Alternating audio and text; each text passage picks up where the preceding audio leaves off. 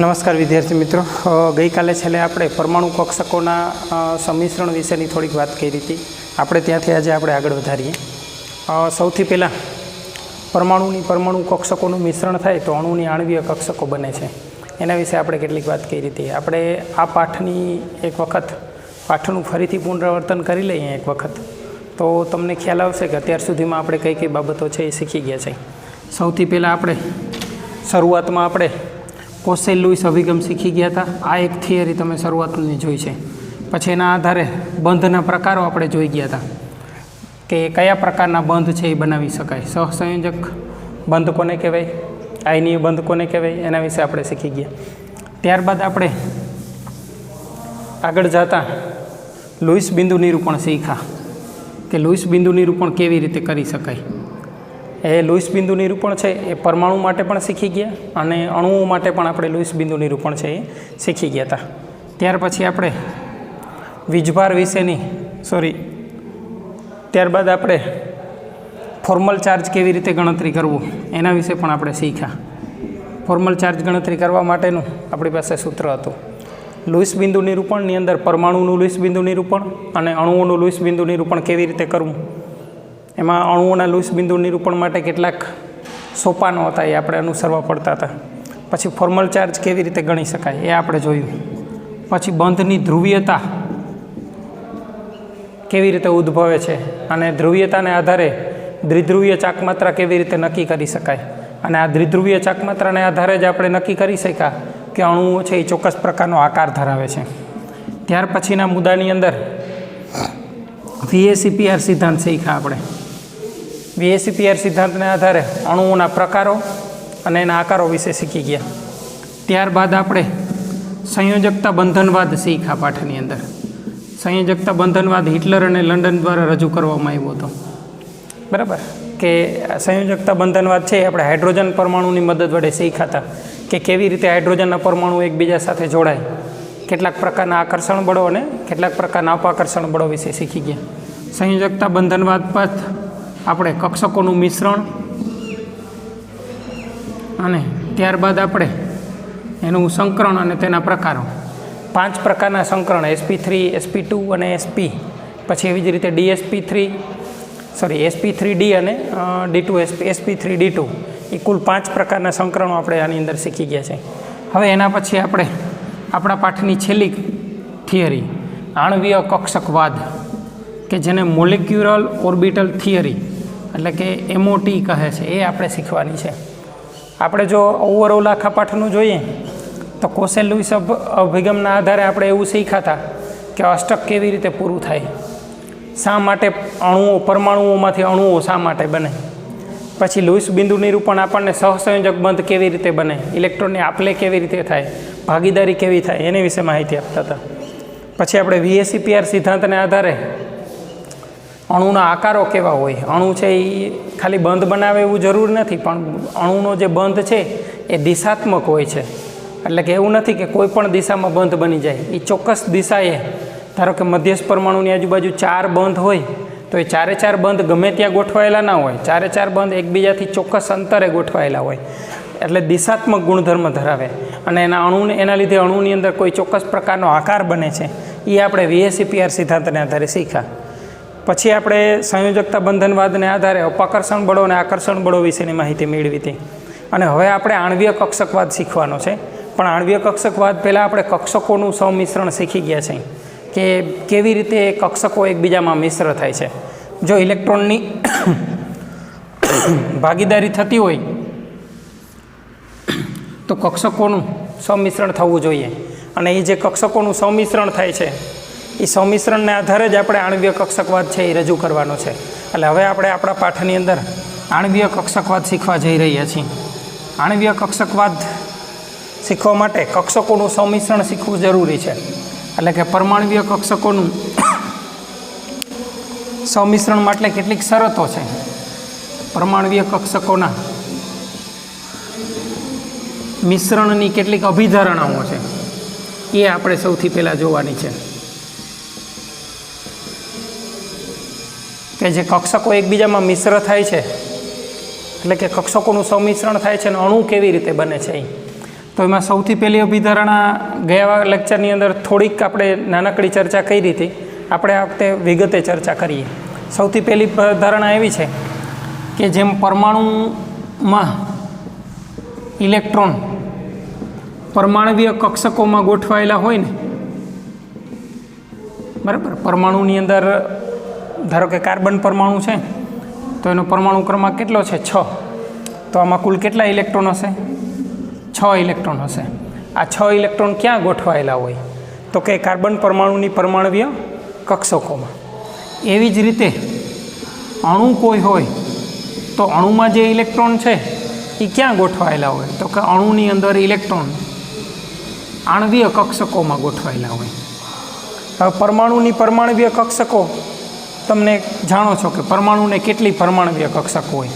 તો કે 1s, 2s, 2p, 3s, 3p, 4s, 3d આવી રીતે આ પરમાણુની પરમાણવીય કક્ષકો છે.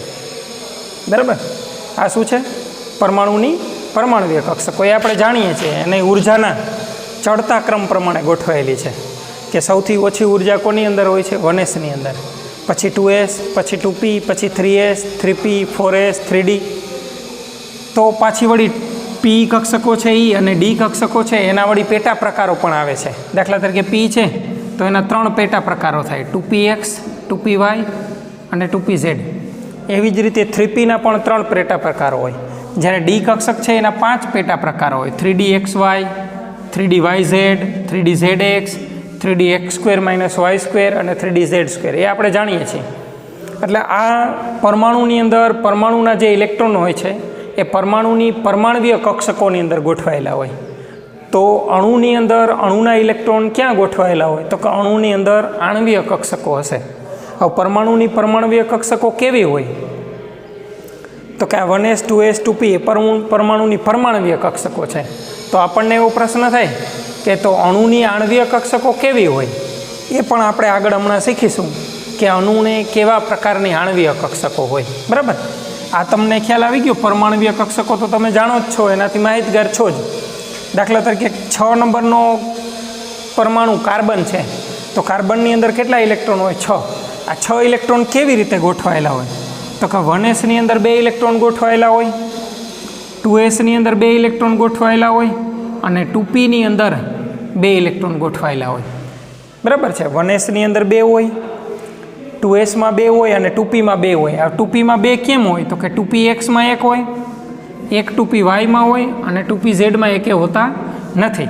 એટલે આપણે એમ કહીએ કે કાર્બન નામનો પરમાણુ છે એના ઇલેક્ટ્રોન એની પરમાણવીય કક્ષકોમાં ગોઠવાયેલા છે. એવી જ રીતે હાઇડ્રોજનના ઇલેક્ટ્રોન છે એ હાઇડ્રોજનની પરમાણુ કક્ષકોમાં ગોઠવાયેલા હોય.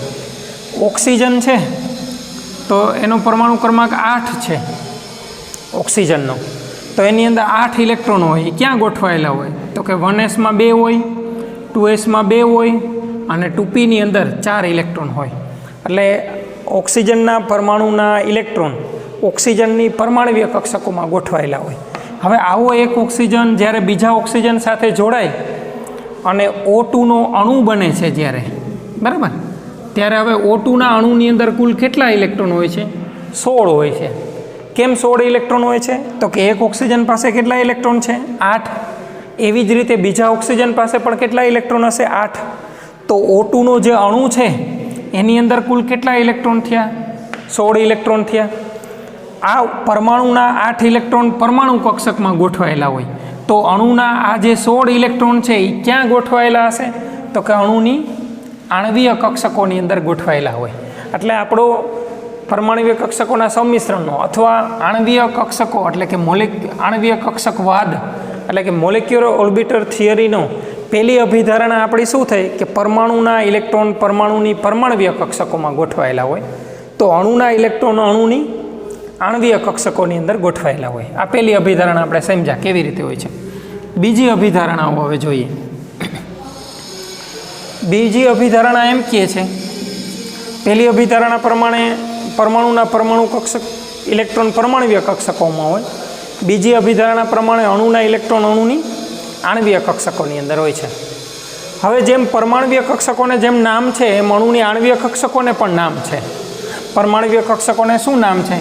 1s, 2s 2p 3s 3p વગેરે નામ છે. એમ અણુની આણ્વીય કક્ષકોના પણ નામ છે, પણ હું તમને આગળ લખાવીશ હમણાં થોડી વાર પછી.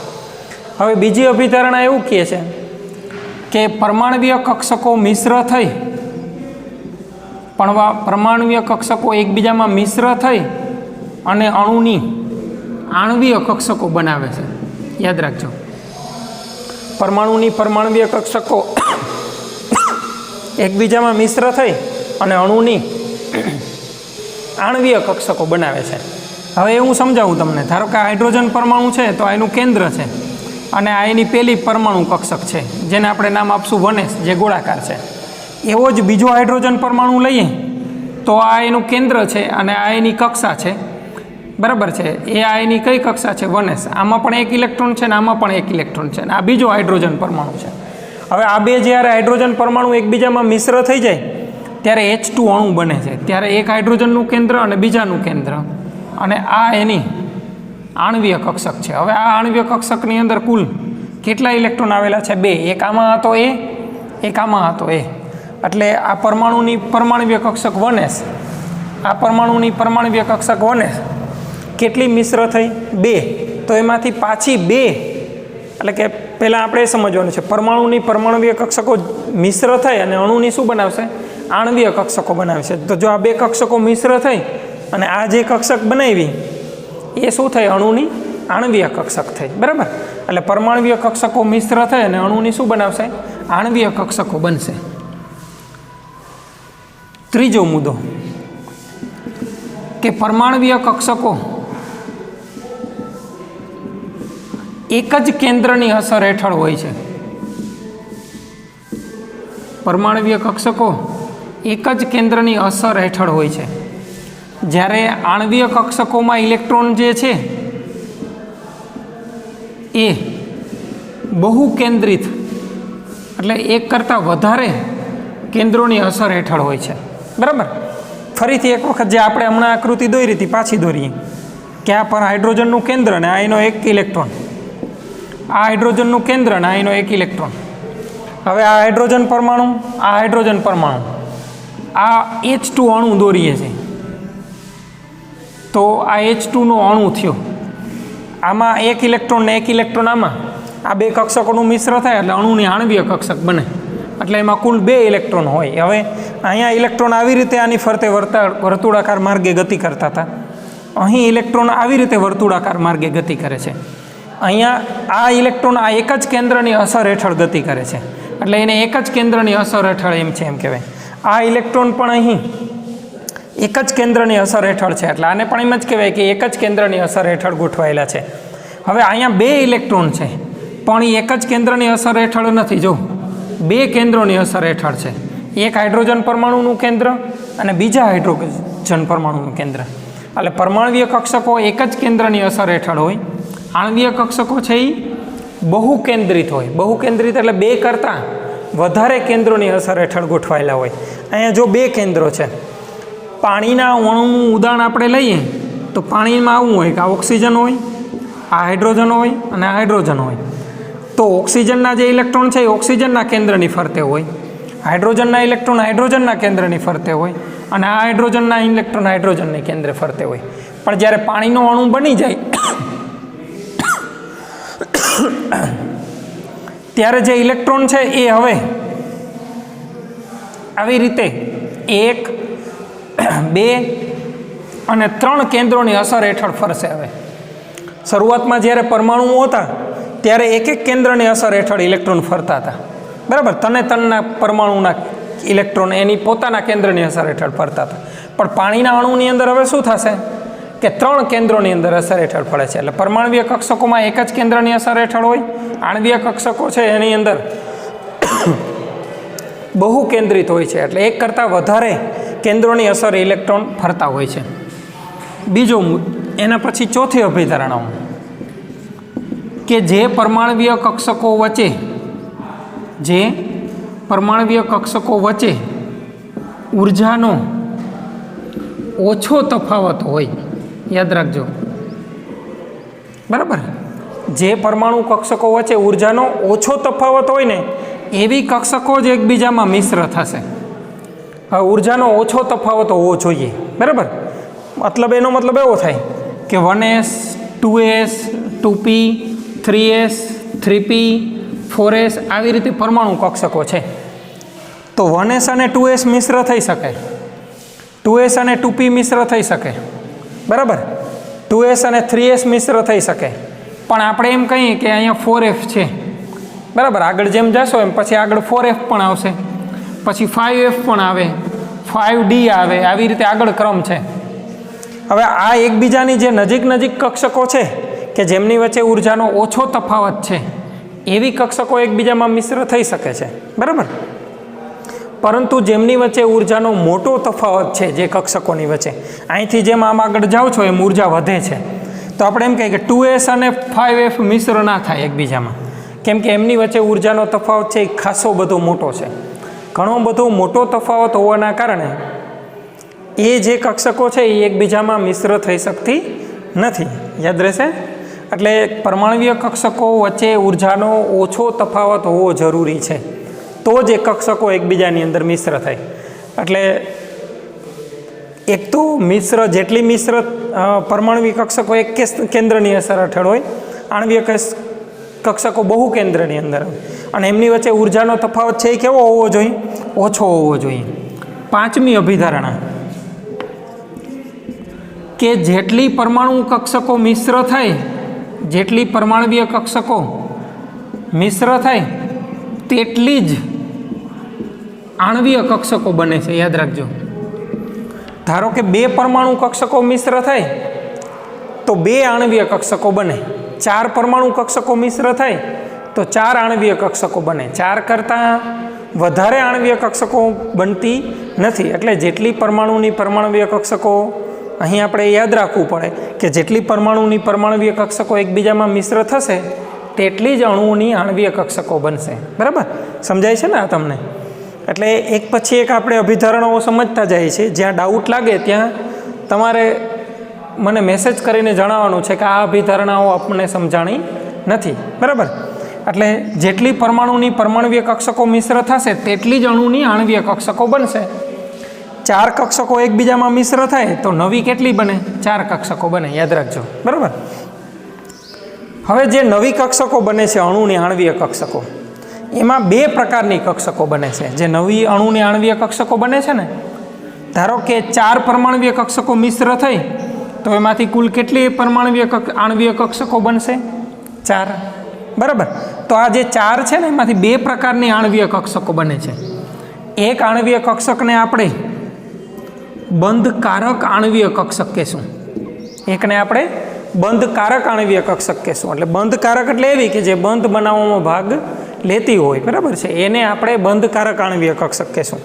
અને બીજી એક કક્ષક એવી છે કે જેને આપણે અબંધકારક નહીં હો, આપણે અગાઉ ઇલેક્ટ્રોન યુગ્મ 2 પ્રકારના હોય છે. એક બંધકારક ઇલેક્ટ્રોન યુગ્મ હોય છે, એક અબંધકારક ઇલેક્ટ્રોન યુગ્મ હોય છે. એવા 2 નામ આપણે આપ્યા હતા, તમને યાદ હશે. અહીં કક્ષકો જે આણવીય કક્ષકો બને છે એ બંધકારક અને અબંધકારક એમ નહીં, બંધકારક અને બંધ પ્રતિકારક. યાદ રાખજો. એટલે 2 પ્રકારની આણવીય કક્ષકો બને છે. કુલ 4 પરમાણુ કક્ષકો જો મિશ્ર થાય તો એમાંથી કુલ 4 આણવીય કક્ષકો બને. એમાંથી 4માંથી 2 છે એ બંધકારક બને અને 2 છે એ કેવી બને? બંધ પ્રતિકારક. બંધકારક એટલે જે બંધ બનાવવામાં ભાગ લે છે, બંધ પ્રતિકારક એટલે કે જે બંધનો પ્રતિકાર કરે છે. મિશ્ર થાય છે પણ બંધ બનાવતી નથી. યાદ રાખજો. આગળવાળામાં લુઈસ બિંદુ નિરૂપણમાં આપણે 2 યુગ્મો જોયા હતા, એક બંધકારક ઇલેક્ટ્રોન યુગ્મ અને એક અબંધકારક ઇલેક્ટ્રોન યુગ્મ. બંધકારક એટલે જે બંધ બનાવવામાં ભાગ લે એવા, અબંધકારક એટલે જે બંધ બનાવવામાં ભાગ લેતા નથી, એને અબંધકારક કીધું હતું. અહીંયા બંધકારક અને બંધ પ્રતિકારક એમ આપ્યું છે. એનો મતલબ એવો નથી કે આ મિશ્ર થાય ને આ મિશ્ર નથી થતી, એવું નથી. આ મિશ્ર થાય છે ને આ એ મિશ્ર થાય છે, બરાબર. પણ આ જે કક્ષકો છે એ બંધનો સ્વીકાર કરે છે એટલે એને બંધકારક કહેશું. અને આ છે એ કેવો? બંધનો પ્રતિકાર કરે છે. મિશ્ર થાય છે પણ બંધ બનાવતી નથી. યાદ રાખજો. એટલે જો 4 પરમાણુવીય કક્ષકો હોય તો એમાંથી 4 આણવીય કક્ષકો બને. એમાંથી અડધી બંધકારક આણવીય કક્ષકો બને અને અડધી છે એ બંધ પ્રતિકારક આણવીય કક્ષકો બનશે, બરાબર. ધારો કે બે જ આ પરમાણુ કક્ષકો મિશ્ર થાય તો બે આણવીય કક્ષકો બને. જેટલી મિશ્ર થાય એટલી જ આણવીય કક્ષકો બને. બે મિશ્ર થઈ તો બે આણવીય કક્ષકો બનશે. એમાંથી એક બંધકારક બનશે અને એક શું બનશે? બંધ પ્રતિકારક આણવીય કક્ષક બનશે. એટલે યાદ રાખજો, જેટલી પરમાણુ કક્ષકો મિશ્ર થશે મિત્રો તેટલી જ આણવીય કક્ષકો બનશે. એમાંથી અડધી આણવીય કક્ષકો બંધકારક હશે અને એમાંથી અડધી આણવીય કક્ષકો છે એ બંધ પ્રતિકારક આણવીય કક્ષકો હશે. બરાબર? એટલે આ 5મા નંબરની અભિધારણા થાય. છઠ્ઠી અભિધારણા કે આ જે બંધકારક આણવીય કક્ષકો છે ને એની ઉર્જા બંધ પ્રતિકારક આણવીય કક્ષકો કરતાં ઓછી હોય છે. આ 6ઠ્ઠા નંબરની મુદ્દો છે આપણો અભિધારણા. આપણે અહીંયા જોયું કે બે પ્રકારની પરમાણવીય કક્ષકો બને છે. એક બંધકારક આણવીય કક્ષકો બને છે અને બીજી છે એ છે બને છે બંધ પ્રતિકારક આણવીય કક્ષકો. હવે જે બંધકારક આણવીય કક્ષકો છે ને એની ઉર્જા બંધ પ્રતિકારક આણવીય કક્ષકો કરતાં ઓછી હોય છે. યાદ રાખજો. બરાબર? સમજાય કે બંધકારકની ઉર્જા છે એ બંધ પ્રતિકારકની ઉર્જા કરતાં કેવી હશે? ઓછી હશે. એટલું આપણે યાદ રાખવાનું છે. એટલે આપણે કુલ 6 અભિધારણાઓ થઈ. સૌથી પહેલી કે પરમાણુના ઇલેક્ટ્રોન પરમાણુની પરમાણવીય કક્ષકોમાં ગોઠવાયેલા હોય તો અણુના ઇલેક્ટ્રોન છે એ અણુની આણવીય કક્ષકોમાં ગોઠવાયેલા હોય. પરમાણવીય કક્ષકો મિશ્ર થઈ અને આણવીય કક્ષકો બનાવે છે. ત્રીજી, પરમાણવીય કક્ષકો એક જ કેન્દ્રની અસર હેઠળ હોય છે, જ્યારે આણવીય કક્ષકો છે એ બહુ કેન્દ્રની અસર હેઠળ હોય છે. બરાબર? એટલે આમાં એક જ કેન્દ્રની ફરતે ઇલેક્ટ્રોન ફર્યા કરે છે. આમાં ઇલેક્ટ્રોન છે એક કરતાં વધારે કેન્દ્રોની અસર હેઠળ ઇલેક્ટ્રોન વર્તુળાકાર માર્ગે ફરતા હોય. પરમાણવીય કક્ષકો વચ્ચે ઉર્જાનો તફાવત ઓછો હોય એવી કક્ષકો જ એકબીજામાં મિશ્ર થાય છે.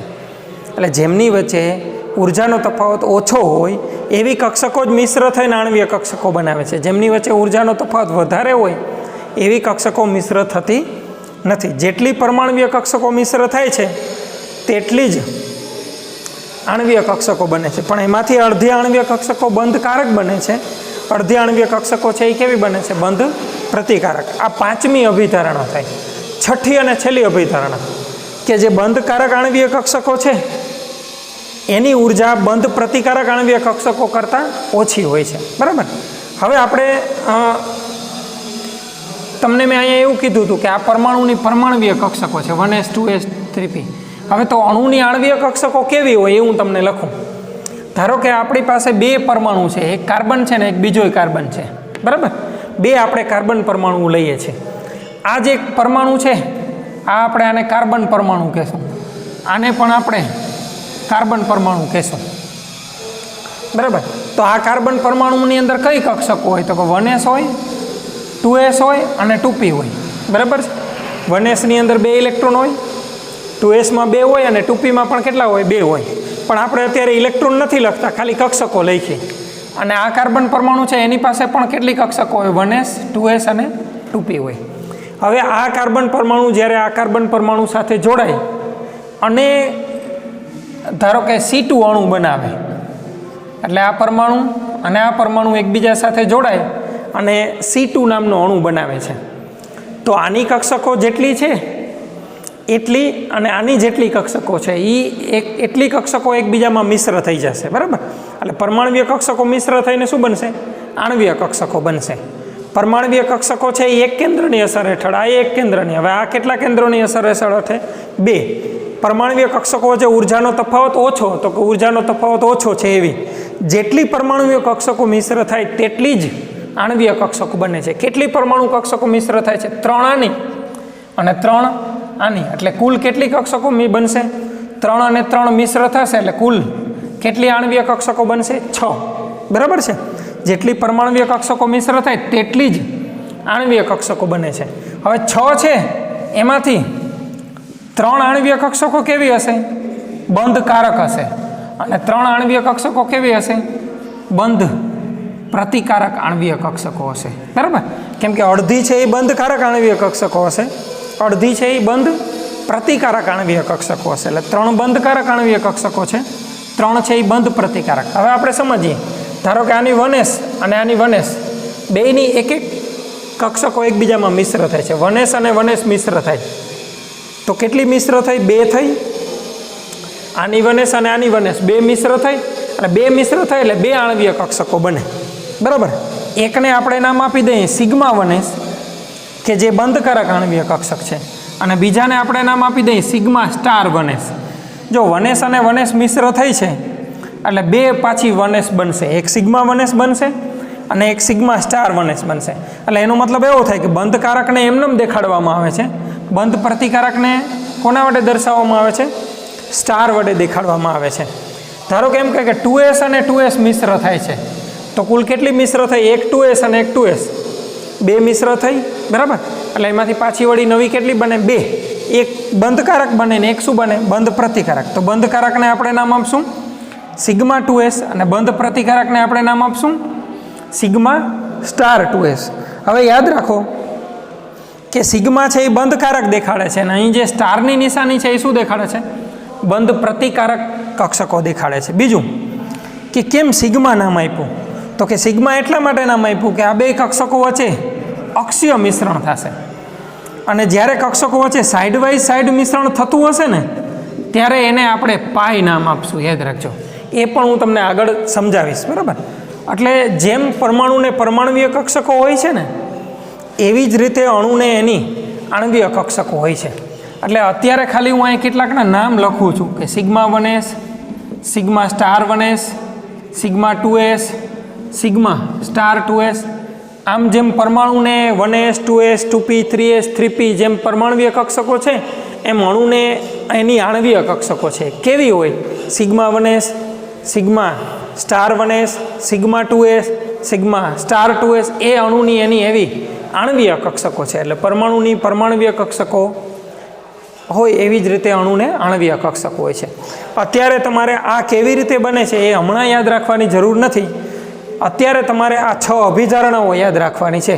ફરીથી એક વખત 6 અભિધારણાઓ જોઈ લઈએ કે પરમાણુના ઇલેક્ટ્રોન પરમાણવીય કક્ષકોની અંદર હોય છે, અણુના ઇલેક્ટ્રોન અણુની આણવીય કક્ષકોમાં હોય છે. પરમાણવીય કક્ષકો મિશ્ર થઈને જ આણવીય કક્ષકો બનાવે છે. પરમાણવીય કક્ષકો એક કેન્દ્રની અસર હેઠળ હોય છે. આણવીય કક્ષકો છે એ બહુ કેન્દ્રિત એટલે બહુ કેન્દ્રોની અસર હેઠળ હોય છે. પરમાણવીય કક્ષકો વચ્ચે જો ઉર્જાનો તફાવત ઓછો હોય તો જ એકબીજામાં મિશ્ર થાય છે. જેટલી પરમાણવીય કક્ષકો મિશ્ર થાય છે તેટલી જ આણવીય કક્ષકો બનશે. 4 મિશ્ર થાય તો 4 બને, પણ 4માંથી અડધી છે એ બંધકારક આણવીય કક્ષક બને અને અડધી છે એ બંધ પ્રતિકારક આણવીય કક્ષક બને છે. બંધકારક આણવીય કક્ષક છે એની ઉર્જા છે એ બંધ પ્રતિકારક આણવીય કક્ષકની ઉર્જા કરતાં ઓછી હોય છે. આ જે આપણે 6 લખ્યું એ આણવીય કક્ષકવાદની અભિધારણાઓ છે. બરાબર. એટલે પરમાણુ કક્ષકોના મિશ્રણ માટેની અભિધારણાઓ છે, અથવા જેને આપણે પરમાણુ કક્ષકોનું મિશ્રણ જે થાય છે એને આપણે આણવીય કક્ષકવાદ એટલે કે મોલેક્યુલર ઓર્બિટલ થિયરી કહીએ છીએ. અને આ એની શું થઈ? 6 અભિધારણાઓ થઈ. આ તમારે યાદ રાખવાની છે. એટલે આજનો આપણો પહેલો પ્રશ્ન આણવીય કક્ષકવાદની અભિધારણાઓ. સૌથી પહેલો પ્રશ્ન આજે થયો આપણો આણવીય કક્ષકવાદની અભિધારણાઓ. હવે આજે આપણે એના પછી બીજો પ્રશ્ન આપણે જોવાનો છે. એટલે થિયરીમાં આપણે આગળ વધવાનું છે. આ જે તમને મેં અહીંયા સમજાવ્યું છે એ હું તમને ફરીથી પાછું આગળ આપણે સમજવાનું જ છે કે કઈ પરમાણુ કક્ષકો એકબીજામાં મિશ્ર થઈ અને કેટલી આણવીય કક્ષકો કેવા પ્રકારની બને છે, એમાંથી બંધકારક કોને કહેવાય, બંધ પ્રતિકારક કોને કહેવાય, એના વિશેની વિગત આપણે આગળ જોશું જ. પણ અત્યારે આણવીય કક્ષકવાદની અભિધારણાઓ પછી બીજો જે આપણો પ્રશ્ન છે એનું નામ છે, આપણે એ પ્રશ્નને શોર્ટમાં આવું કહેશું બીજા નંબરના પ્રશ્નને LCAO. બરાબર. LCAO નો મતલબ શું થાય છે એ આપણે હવે સમજીએ અને એ થિયરી આપણે સમજીએ. પછી આપણે આણવીય કક્ષકોનું મિશ્રણ અને એ જે હમણાં અહીંયા જે સમજાવ્યું હતું એ પછી આગળ સમજશું. હવે LCAO સમજીએ. LCAOનું full form linear combination of atomic orbital. Linear combination of atomic orbital. Linear એટલે રેખીય, કોમ્બિનેશન એટલે સંગઠન એટલે કે જોડાવું, કોમ્બિનેશન. ઓફ એટોમિક, એટોમેટિક એટલે પરમાણુ, ઓર્બિટલ એટલે કક્ષકો, એટલે એને ગુજરાતીમાં આપણે એમ કહેવાય પરમાણવીય કક્ષકોનું રૈખિક સંગઠન. પરમાણુ કક્ષકોનું રૈખિક સંગઠન, બરાબર છે. એટલે કે પરમાણવીય કક્ષકોનું રૈખિક સંગઠન. હવે પરમાણવીય કક્ષકો એટલે એટોમિક ઓર્બિટલ અને રૈખિક સંગઠન એટલે એને લિનિયર કોમ્બિનેશન કહેવાય. એટલે પરમાણવીય કક્ષકોનું રૈખિક સંગઠન કેવી રીતે થાય છે, સંગઠન કેવી રીતે થાય છે એ આપણે સમજવાનું છે. એટલે એક પ્રકારનું મિશ્રણ જ છે કે પરમાણવીય કક્ષકો એકબીજામાં મિશ્ર થઈ અને અણુની આણવીય કક્ષકો કેવી રીતે બનાવે છે એ આપણે સમજવાનું છે. એના માટે આપણે H2 અણુનું ઉદાહરણ છે એ આપણે લઈએ, બરાબર. હાઇડ્રોજન અણુનું ઉદાહરણ આપણે લઈએ કે linear combination of atomic orbital કેવી રીતે થાય છે. આ પ્રશ્ન તમારે એમને યાદ રાખવો પડશે, પરમાણુ કક્ષકોનું રૈખિક સંગઠન. હવે તમને આ રૈખિક સંગઠન વિશે થોડીક માહિતી ગણિતની અંદર આવે છે, બરાબર, કે લિનિયર કોમ્બિનેશન એટલે શું. તો કે એના માટે આપણે બે પ્રકારના રૈખિક સંગઠન હોય. એક ધારો કે એક્સ અને વાય છે, બે છે એ તરંગ વિધેય હોય તો એનું રૈખિક સંગઠન બે રીતે થાય, x + y = 0 અને x - y = 0. એટલે એનો મતલબ એવો થયો કે કોઈ એક ઘાત સમીકરણ હોય કે જેની ઘાત 1 હોય એનું રૈખિક સંગઠન એટલે સરવાળો બે રીતે થઈ શકે. કાં એનો સરવાળો કરો અને કાં એની બાદબાકી કરો. બાદબાકીને પણ આપણે અહીંયા સરવાળો ગણીને હાલવાનું છે. એટલે રૈખિક સંગઠન બે રીતે થઈ શકે, કાં એનો સરવાળો કરીએ અને કાં એનો બાદબાકી કરીએ. અહીંયા આપણે પરમાણવીય કક્ષકોનું રૈખિક સંગઠન કરવાનું છે. એ આપણે કોના ઉદાહરણ વડે સમજીએ છીએ? હાઇડ્રોજન અણુના ઉદાહરણ વડે સમજીએ છીએ. ધારી લ્યો કે આપણી પાસે બે હાઇડ્રોજનના પરમાણુ છે, A અને B. આને આપણે નામ આપશું HA, આને નામ આપશું આપણે HB. હવે કોઈ પણ હાઇડ્રોજન પરમાણુ હોય તો એની અંદર બે પ્રકારની કોઈ પણ હાઇડ્રોજન પરમાણુ હોય તો એની અંદર એક જ કક્ષક હોય છે. કઈ હોય? 1s.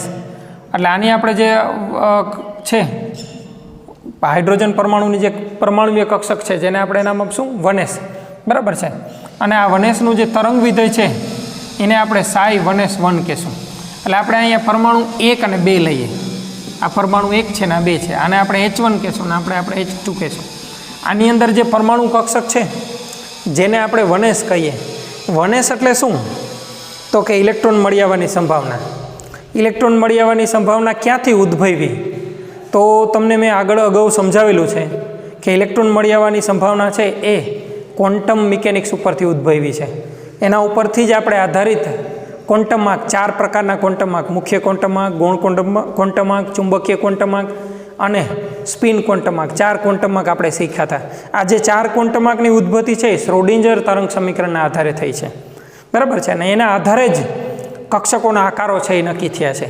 હવે આટલું લાંબુ તમારે યાદ ન રાખવું હોય, બરાબર, તો આપણે એવું યાદ રાખવાનું છે કે આ 1s કક્ષક જે ગોળાકાર છે, એટલે ગોળાકાર છે એનો મતલબ એવો થાય કે ઇલેક્ટ્રોન મળી આવવાની સંભાવના દેખાડે છે. અને આ જે ψ1s છે એ એનું તરંગ વિધેય છે. શું છે એનું? તરંગ છે. કોઈ પણ તરંગ હોય એને પોતાનું વિધેય હોય છે. દાખલા તરીકે ઘડિયાળ તમે જોઈ છે તો આ ઘડિયાળ છે, તો ઘડિયાળના કાંટાનું તરંગ વિધેય તો કે ગોળાકાર હોય, કેમ કે ઘડિયાળનો કાંટો આની વચ્ચે જ તમને મળી આવે, આનાથી કોઈ દિવસ બહારની સાઈડમાં મળી આવતો નથી, બરાબર છે. આ થોડુંક સમજવું તમારા માટે અઘરું છે, છતાં પણ આપણે એવું યાદ રાખીએ કે ઘડિયાળનો કાંટો ક્યાં મળી આવે? તો કે આની અંદર જ મળી આવે. તો કે ઘડિયાળના કાંટાનો જે કંપ વિસ્તાર છે એને એનું તરંગ વિધેય કહેવાય. એને એનું શું કહેવાય? તરંગ વિધેય કહેશું આપણે એના કંપ વિસ્તારને, બરાબર. કંપ વિસ્તારને આપણે એ વડે દેખાડીએ છીએ. એવી જ રીતે પરમાણુની અંદર ઇલેક્ટ્રોન મળી આવવાની જે સંભાવના હોય છે એનું જે તરંગ વિધેય છે એને આપણે આમ જે ત્રિશૂળ જેવી આવી નિશાની છે ને એને આપણે સાય કહેશું, સાય, બરાબર. અથવા સાય અથવા સાય. સાય નથી આ, બરાબર છે, યાદ રાખજો. સાંઈ બાબાનું નથી આ, સાય છે. સાય છે એ તરંગ વિધેય છે. એ કોનું છે? 1s કક્ષકનું છે. એટલે એને આપણે બાજુમાં લખ્યું ψ1s. એટલે કે આને ઇલેક્ટ્રોન મળી આવવાની સંભાવનાનો વિસ્તાર એટલે ψ1s. અને એવી જ રીતે H2નો અણુ છે એની અંદર પણ એક જ પરમાણુ કક્ષક હોય જેને આપણે નામ આપીએ છીએ 1s. અને એને આપણે નામ આપશું ψ1s2, કેમ કે આ 2 નંબરનો પરમાણુ દીધો એટલે. હવે જ્યારે આની આ એક કક્ષક વનેસ અને આની કક્ષક વનેસ જ્યારે મિશ્ર થાય છે, બરાબર છે, હજી એક ઉદાહરણ વડે આપણે સમજવાનો પ્રયત્ન કરીએ. ધારો કે એક હિંચકો અહીંયા ટીંગાળેલો છે આવી રીતે, બરાબર, આવી રીતે હિંચકો છે. તો આ હિંચકાનું તરંગ વિધેય આવી રીતે, આ હિંચકાનું તરંગ વિધેય છે, આ એનો કંપ વિસ્તાર છે આપણે આવી રીતે, બરાબર. હિંચકો અહીંયા આપણે ટીંગાળેલો હોય આવી રીતે, તો આમ હોય તો આવી રીતે આમ આમ હિંચકો થતો હોય તો અહીંથી લઈ અને અહીં સુધીનું આ એનું શું થયું, કંપ વિસ્તાર થયો હિંચકાનો. એવી જ રીતે બીજો એક હિંચકો હોય તો એનો પણ આ એનો શું થયો, કંપ વિસ્તાર થયો. હવે બંને હિંચકા એકબીજાથી દૂર છે, એને કોઈને અત્યારે સુધી કાંઈ લેવા દેવા હતું નહીં. આપણે ધારો કે એવું કરીએ કે બંને હિંચકાઓને એકબીજાની નજીક ગોઠવી દઈએ આવી રીતે, આને અહીં રાખીએ ને આને અહીં રાખીએ. તો હવે આનો કંપ વિસ્તાર થયો અને આ જે છે એનો કંપ વિસ્તાર થયો. જોયું તમે? આનો કંપ વિસ્તાર છે અને આનો કંપ વિસ્તાર છે. તો અહીંયા બે જગ્યાએ એના કંપ વિસ્તાર શું થઈ ગયા છે, મિશ્ર થયા છે. કંપ વિસ્તાર એટલે શું, તો કે હિંચકો મળી આવવાની સંભાવના. આપણે ગમે ત્યારે જઈએ હિંચકા પાસે તો કોઈ હિંચકતું હોય કે ન હિંચકતું હોય. જો હિંચકતું હોય તો અહીંથી લઈને અહીં સુધીમાં હિંચકો મળી આવે, ન હિંચકતું હોય તો હિંચકો અહીંયા હોય, બરાબર. એવી જ રીતે ઇલેક્ટ્રોન મળી આવવાની સંભાવના હોય ને એનો જે કંપ વિસ્તાર છે એના તરંગ વિધેયને આપણે શું કહેશું, સાઈ વનેસ. અને બીજો જે હાઇડ્રોજન પરમાણુ છે એનું જે તરંગ વિધેય છે એને શું નામ આપશું, સાઈ વનેસ. હવે LCaOની અંદર શું થાય છે, તો કે આ જે તરંગ વિધેયો છે ને, અથવા આ તરંગ સમીકરણો પણ એને તમે કહી શકો વિધેયોની જગ્યાએ, આ જે તરંગ સમીકરણો છે ને એનું એક ઘાતીય રૈખિક સંગઠન થાય છે, બરાબર. સંગઠન અથવા રૈખિક સંગઠન થાય છે, એક ઘાતીય રૈખિક સંગઠન. હવે એક ઘાત, દ્વિઘાત, ત્રિઘાત કોને કહેવાય, તો કે જો હું કંઈ આમ લખું x + 4 = 0 તો તમે કહેશો કે આ એક ઘાત સમીકરણ છે. હું આમ લખું x² + 4x + 7 = 0 તો તમે શું કહેશો, આ દ્વિઘાત સમીકરણ છે. તમારા 10મા ધોરણ સુધી ગણિતની અંદર આવી વસ્તુઓ તમે શીખી ગયા છો. અહીંયા હવે તરંગ સમીકરણ ક્યાં, તો કે જો આ ψ1s1 અને ψ1s2 એ શું છે, તરંગ સમીકરણ છે. એનું કેવું ઘાત લેવાની છે, એક ઘાત. એટલે આમાં કંઈ ઘાત કરવાની નથી, 2 કે 3 કે એવું નથી કરવાનું, આપણે એક ઘાત લેવાની છે. અને એનું આપણે શું કરીએ છીએ, રૈખિક સંગઠન. રૈખિક સંગઠનને આપણે નામ આપશું સરવાળો કરવાનો છે. સરવાળો બે રીતે થશે, કાંઈ એનો સરવાળો થાય અને કાંઈ એની શું થાય, બાદબાકી થાય, બરાબર. એટલે ધારીએ કે એક હાઇડ્રોજન પરમાણુ છે એની કક્ષક 1s, બરાબર, અને આ એનું તરંગ વિધેય એટલે એને સાઈ 1s કહીએ. બીજો હાઇડ્રોજન પરમાણુ છે એની કક્ષક 1s અને આ એનું તરંગ વિધેય એને આપણે સાઈ 1s2 કહીએ. આ બે જે તરંગ વિધેય છે એનું શું થાય છે, તો કે એ તરંગ સમીકરણનું એક ઘાતીય રૈખિક સંગઠન થાય છે. એક ઘાત રૈખિક સંગઠન બે રીતે થાય. એક ઘાત રૈખિક સંગઠન કેટલી રીતે થાય છે, બે રીતે થાય છે. કઈ રીતે, કઈ બે રીતે થાય, તો કે કાંઈ એનો સરવાળો થાય અને કાંઈ એની શું થાય, બાદબાકી. એટલે આપણે એમ લખીએ સાઈ 1s1 વત્તા સાઈ 1s2, આ એનો એક ઘાત રૈખિક સંગઠનનો સરવાળો થયો. અથવા આપણે એમ કહીએ કે એની બાદબાકી થાય, Sai 1s1 minus Sai 1s2, તો એની શું થાય, બાદબાકી. જો સરવાળો થાય તો એના કારણે, જો આનો સરવાળો થાય તો એના કારણે જે બને છે એને આપણે સાઈ 1s કહેશું, બરાબર. અને જો બાદબાકી થાય એના કારણે જે આપણે બને છે એને આપણે સાઈ સ્ટાર 1s કહેશું. એટલે આપણે આને એમ કહીએ કે આ બંધકારક આણ્વીય કક્ષક બની અને આ છે એ કેવી બની, બંધ પ્રતિકારક આણ્વીય કક્ષક છે એ બની, બરાબર. એટલે ફરીથી એક વખત જરાક સમજીએ પછી વળી આગળ જ વધશું એટલે યાદ રહીએ આપણને કે LCaO શું છે, તો કે linear combination of atomic orbital. એટલે એનો મતલબ એવો થાય કે પરમાણુવીય કક્ષકોનું એક ઘાત રૈખિક સંગઠન, બરાબર. એટલે પરમાણુવીય કક્ષકોનું એક ઘાત રૈખિક સંગઠન લખો તો વધારે સારું રહેશે. સંગઠન નહીં પણ સંગઠન એટલે સરવાળો. કેવી રીતે થાય છે, તો કે આપણે કોના ઉદાહરણ વડે સમજવાનું છે, H2 અણુના. તો આપણે બે હાઇડ્રોજનના પરમાણુ લઈએ, પરમાણુ 1 અને પરમાણુ 2. આપણે આને H1 કહીએ ને અને આપણે H2 કહીએ, બરાબર. બે પરમાણુ લીધા. હવે આ હાઇડ્રોજન પરમાણુની પરમાણુવીય કક્ષક એને આપણે 1s1 કહેશું અને આ હાઇડ્રોજન પરમાણુની પરમાણુવીય કક્ષક એને આપણે 1s2 કહેશું. આ કક્ષકોનું તરંગ વિધેય એને આપણે નામ આપશું સાઈ 1s1 અને આ કક્ષકોનું તરંગ વિધેય એને આપણે નામ આપશું સાઈ 1s2, બરાબર. હવે આ જે તરંગ સમીકરણો છે અથવા તરંગ વિધેયો છે એનું શું થાય, તો કે એનું એક ઘાત રૈખિક સંગઠન થાય. સંગઠન થાય એટલે જોડાઈ જાય, એક ઘાત રેખિક સંગઠન. કેટલી રીતે થાય? તો કે બે રીતે. કાં એનો સરવાળો થાય ને કાં બાદબાકી થાય. જો સરવાળો થાય અને એના કારણે જે કક્ષક બને એને આપણે સાઈ 1s કહેશું, જે બંધકારક છે. આને આપણે સાઈની જગ્યાએ સિગ્મા 1s લખી નાખીએ તો એ ચાલે. આ સિગ્મા 1s બનશે, અથવા આને સાઈ એમઓ પણ કહેવાય, અને આને આપણે સાઈ સ્ટાર એમઓ કહીશું. એમઓ એટલે શું? તો કે મોલેક્યુલર ઓર્બિટલ એટલે આણ્વીય કક્ષક. એટલે કે આ સાઈ એમઓ એટલે બંધકારક આણ્વીય કક્ષક. ગુજરાતીમાં આપણે એમ લખાય બંધકારક આણ્વીય કક્ષક, આ સાઈ એમઓને. અને આપણે બંધ પ્રતિકારક આણ્વીય કક્ષક એટલે એને આપણે નામ આપશું સાઈ સ્ટાર એમઓ. એટલે જો બે કક્ષકો મિશ્ર થાય ને, કેટલી કક્ષકો મિશ્ર થાય? બે. કઈ બે મિશ્ર થાય? એક હાઇડ્રોજનની 1s અને બીજાની 1s. તો એના તરંગ વિધેયનો પણ શું થાય? મિશ્રણ જ થાય, એટલે કે સરવાળો થાય. બે રીતે થાય, કાં સરવાળો થાય ને કાં બાદબાકી થાય. તો એના કારણે પણ પાછી કેટલી કક્ષકો ઉદ્ભવી? બે. જો પરમાણુની બે કક્ષકો મિશ્ર થાય તો અણુને પણ કેટલી કક્ષકો મિશ્ર થાય? બે. બેમાંથી એક કેવી છે? બંધકારક આણ્વીય કક્ષક, અને બીજી કેવી છે? બંધ પ્રતિકારક આણ્વીય કક્ષક. હવે બે બની, કઈ બની? સાઈ એમઓ અને સાઈ સ્ટાર એમઓ. હવે તમને ખબર છે કે સાઈ એમઓ એટલે બંધકારક અને સાઈ સ્ટાર એમઓ એટલે બંધ પ્રતિકારક. તો કોની ઉર્જા ઓછી હોય? તો કે બંધકારક છે એની ઉર્જા કોના કરતાં ઓછી હોય? બંધ પ્રતિકારક આણ્વીય કક્ષકો કરતાં ઓછી હોય. એટલે આપણો બીજા નંબરનો આજનો પ્રશ્ન થયો linear combination of atomic orbital. કાંઈ છે નહીં. એ જે LCAO છે એ કાંઈ નથી. એ એવું સમજાવે છે આપણને કે પરમાણુ કક્ષકોનું મિશ્રણ થાય જ્યારે, ત્યારે એના તરંગ વિધેયનું શું થાય? તો પરમાણુ કક્ષકોનું જ્યારે મિશ્રણ થાય ત્યારે એના તરંગ વિધેયનું એક ઘાત રેખિક સંગઠન થાય. એટલે કે એક ઘાત રેખિક સંગઠન એટલે એનો તરંગ વિધેયનો સરવાળો થાય. એનો સરવાળો બે રીતે થાય, કાં સરવાળો થાય ને કાં બાદબાકી થાય. જો સરવાળો થાય તો બંધકારક આણ્વીય કક્ષક બને, અને બાદબાકી થાય તો શું મળશે? બંધ પ્રતિકારક આણ્વીય કક્ષક મળે. હવે આપણે ઘણું બધું આમાં સમજ્યા. યાદ કેટલું રાખવાનું? તો કે યાદ એટલું રાખવાનું કે જ્યારે પરમાણુની પરમાણ્વીય કક્ષકોમાંથી અણુની આણ્વીય કક્ષકો બને છે ત્યારે એનું શું થાય? તો કે ત્યારે એનું LCAO થાય. LCAO એટલે શું? તો કે linear combination of atomic orbital થાય. એટલે કે પરમાણ્વીય કક્ષકોનું રેખિક સંગઠન થાય. એને આપણે કોના ઉદાહરણ વડે સમજવાનું છે? હાઇડ્રોજન વડે. એટલે આપણે બે હાઇડ્રોજન પરમાણુ લઈ લઈએ, એક 1 અને બીજો 2. તમે A અને B પણ લઈ શકો. પહેલા હાઇડ્રોજનને H1 કહેશું ને બીજા હાઇડ્રોજન પરમાણુને આપણે H2 કહેશું. હવે આનું જે પરમાણુ, આની જે કક્ષક છે એને 1s કહેશું, અને એનું જે તરંગ વિધેય છે એને સાઈ 1s1 કહેશું. આની જે કક્ષક છે એને 1s2 કહેશું, ને એનું તરંગ વિધેય છે એને શું નામ આપશું? સાઈ 1s2 કહેશું. હવે આ જે તરંગ વિધેયો છે, આ બે જે એ આ કક્ષકોના તરંગ વિધેયો છે, એના તરંગ સમીકરણનું શું થશે? તો કે એક ઘાત રેખિક સંગઠન. એક ઘાત રેખિક સંગઠન કેટલી રીતે થાય? તો કે બે રીતે થાય.